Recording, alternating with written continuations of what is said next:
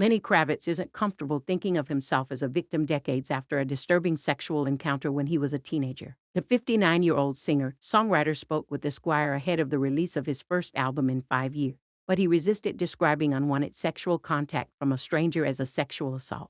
Kravitz, who also spoke about performing in a school musical with his childhood friend Nicolas Cage in his recent interview, wrote about the chilling incident in his 2020 memoir Let Love Rule, but the incident was only briefly described, and he didn't try to characterize it as an assault. But when the interviewer Madison Vane quizzed him about the incident, he seemed to attribute his hesitance to call it a sexual assault due to the standards of the time, as well as the fact that he didn't feel traumatized afterward.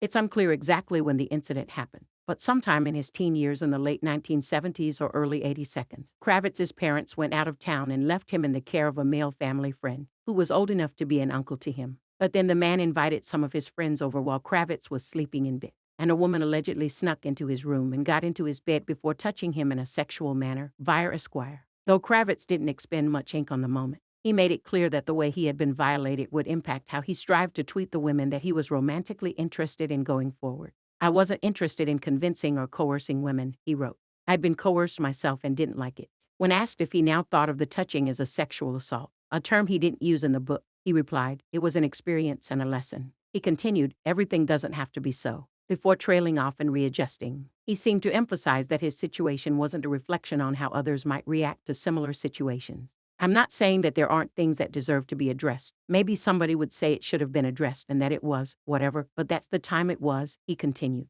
I lived and I learned, he added, before declaring, I wasn't traumatized. Although Kravitz spoke of how the coerced sexual contact affect his relationships with women, he also wrote about how experiencing the dynamics between male and female high schoolers shaped his future relationships. I remember the girls always liking the bad guys, he recalled in his memoir, adding that he was determined to chart his own course and be his own man. And it was like, if I have to act like them to have a girlfriend, I'm not down, he wrote.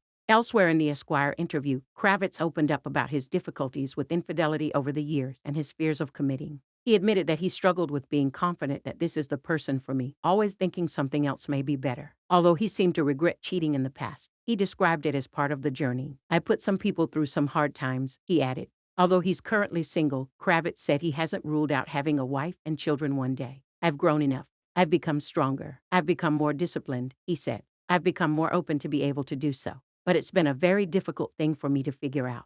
His sole marriage was to the actress Lisa Bonet, whom he tied the knot with in 1987. The following year, they welcomed their daughter Zoe Kravitz, who has followed her mother's footsteps. But Kravitz and Bonet separated in 1991, and the couple were amicably divorced in 1993 after starting up new relationships. The rocker also briefly spoke about his post-marriage relationship with Bonet and her second husband, Jason Momoa. The two began dating in 2005 and later wed in 2017, but they separated in 2022. Lenny became Uncle Lenny to their kids, and he and Jason struck up a strong friendship. He opined that his relationship with Lisa and Jason was how it should be for exes, and he said that he remained confident that he and Lisa could have a good relationship in the future, even when they were at their lowest point.